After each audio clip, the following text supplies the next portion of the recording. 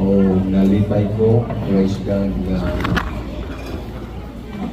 natawag sa kanado karoon niya sa walay, kuhaan na sa Ginoo.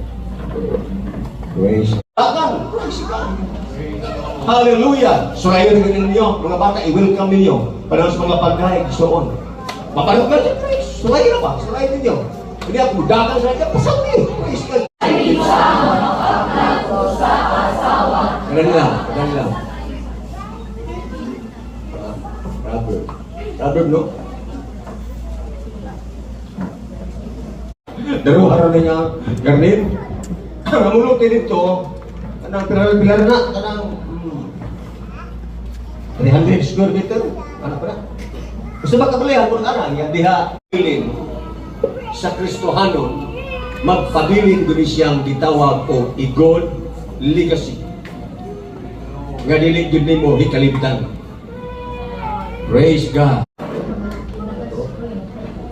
Sa screen, sa 7. O igatudlo mo kini sa dakong kagugi sa imong mga anak. So kining Dili naman siya dakong Diyos, kundi manluluwas gihapon siya.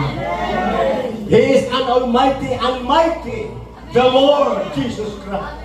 Ugat sa Ginoo, sa diha sa kahanginan. Kung wamoy Holy Ghost, praise God. Hallelujah. Dili mo pwedeng musugat sa Ginoo diha sa kahanginan. May istorya man ang Ginoo. Kada maglingkod man ang Ginoo. Pwede mo istorya sa Ginoo nga istoryahan yung Ginoo. Wala akong problema.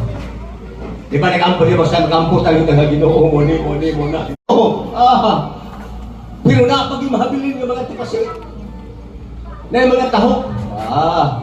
Dito, alig-alig. Kinahanglan wa nag-tipasi.